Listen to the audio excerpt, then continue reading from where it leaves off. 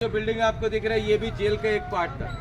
इसको जो है एडमिनिस्ट्रेटिव ब्लॉक बोलते हैं, यानी कि उस समय जितने भी ब्रिटिश अफसर थे रहने के लिए इसी ब्लॉक को यूज़ करते थे, इसमें रहते थे, रिकॉर्ड को मेंटेन किया जाता था। अभी गवर्नमेंट इसको एग्जीबिशन बना दिया जो आप लोगों ने फोटोग्राफ्स को देख कर आए।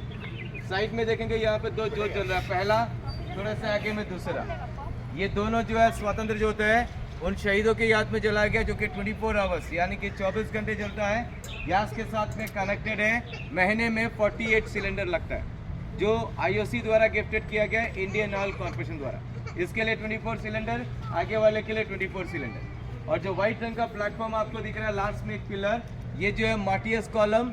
इस जेल में जो लोग शहीद हुए उन सभी को श्रद्धांजलि देने के लिए एक स्मारक है। इसका 1985 में ज्ञानी जेल सिंह ने उद्घाटन किया। रात को आप लोग शो देख चुके कि देखेंगे? शो कुछ लोग देख चुके हैं, कुछ लोग देखेंगे। तो शो आप लोग इसी चेयर पे बैठ के देखेंगे। जब शो देखने आएंगे तो आपको इस पीपल ट्री के बारे में बताया जाएगा। ये जो पीपल का पेड़ आपको दिख रहा है, ये 100 ईयर्स से पुराना पीपल का पेड़ है।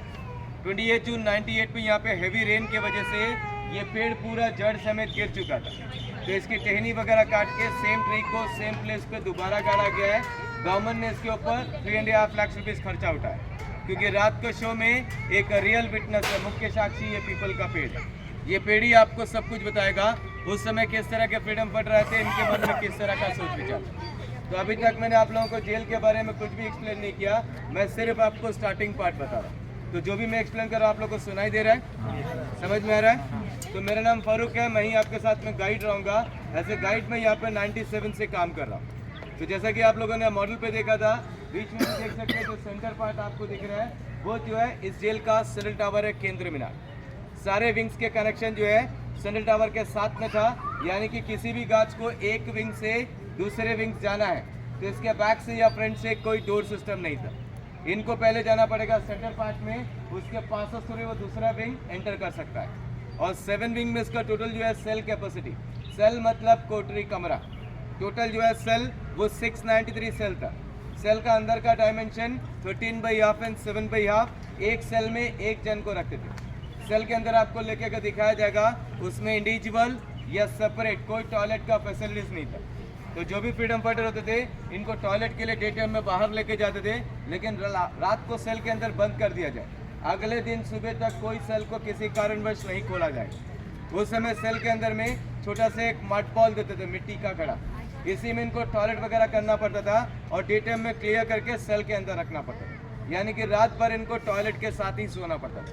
इस जेल का जो आर्किटेक्ट था इनका नाम था मैक्वेरियन, फर्स्ट जेलर डेविड पेरी।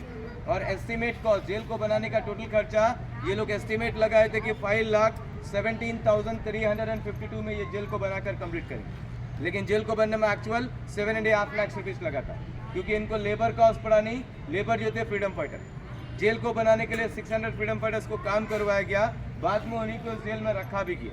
और ये लोग एस्टिमेट लगाए थे कि पूरा जेल को 10 ईयर्स में बनाकर कंप्लीट करेंगे, लेकिन जेल को बनने में एक्चुअल 13 ईयर्स लगा, 13 साल।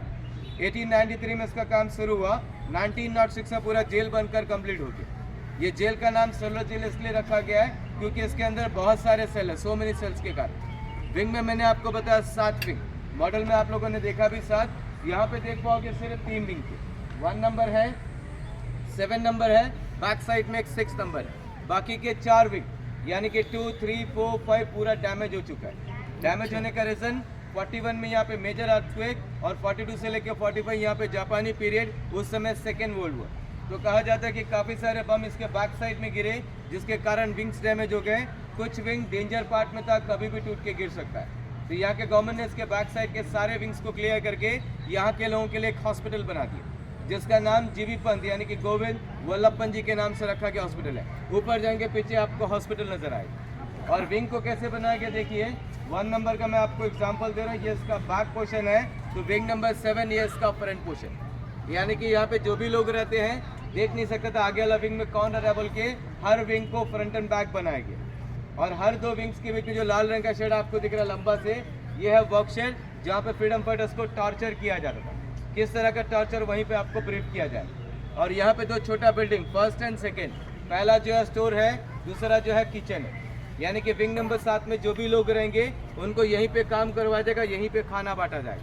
इस जेल में सबसे ज़्यादा फ्रीडम फाइटर जो थे बंगाल के थे, उसके बाद पंजाब, महाराष्ट्र, असम इनका नाम लिखा गया है। नेम लिस्ट आपको सेंटर पार्ट में दिखाया जाएगा। और विंग नंबर 7 में सबसे ऊपर में जो टॉप में आपको लास्ट कमरा दिख रहा है जहाँ पे कुछ लोग खड़े हुए, विंग नंबर 7 है, सेल नंबर 123। ये सेल जो है विनायक दामोदर सावरकर जी का सेल, महाराष्ट्र के रहने वाले थे। नासिक कॉन्फ्रेंस केस में लाया गया था। सावरकर जी को टोटल 50 ईयर का पनिशमेंट मिला, उसमें से 10 ईयर सावरकर जी इस सेल में काटे। इन्हीं के नाम से यहाँ का एयरपोर्ट का नाम रखा गया है, वीर सावरकर एयरपोर्ट, जिस एयरपोर्ट में आप लोग आए थे। इनके बारे में डिटेल एक्सप्लेन थोड़ा सा आगे किया जाए। और अंडमान का नाम आप लोगों ने सुन के काला पानी, कुछ लोग जेल का नाम भी सुने, तो यह पानी का कलर काला ऐसा कुछ भी नहीं। इसका एक्चुअल नेम काला पानी नहीं था, इसका एक्चुअल नेम था काल पानी। काल जो है संस्कृत में एक शब्द है जिसका अर्थ है मृत्यु यानी कि डेथ। यहाँ पे जिनको भी लाते थे वो सोचते थे कि हमारा आखिरी सफर है, यहाँ से जीवित लौट के नहीं जा सकेंगे। डेथ से रिलेशन देखने को चारों तरफ पानी, क्योंकि आइलैंड है, तो इसका एक्चुअल नेम था काल पानी। समय चलते हो गया काला पानी। अभी हमारा पहला स्पॉट, सबसे पहले मैं आप लोगों को लेके चलूंगा फांसी घर, उसके बाद वर्कशेड, फिर अंदर आपको सेल दिखाया जाएगा। फोटोग्राफी के लिए ध्यान में रखिएगा, जिस रास्ते से आप लोग अंदर जाएंगे यहीं से लौट कर वापस आना है। मेरा एक्सप्लेन 30 मिनट्स का रहेगा जो सेंटर पार्ट में खत्म हो जाएगा, तो लौटते वक्त आप लोग अपने टाइम के हिसाब से फोटोग्राफी कर सकते हैं। शाम को 5 बजे तक जेल खुला रहे। बाहर जाने के लिए वहाँ पे एक छोटा सा डोर है जहाँ पे पीने का पानी, वॉशरूम और गवर्नमेंट का सोवेनियर शॉप है। एग्जिट वहीं से रहेगा, तो यहीं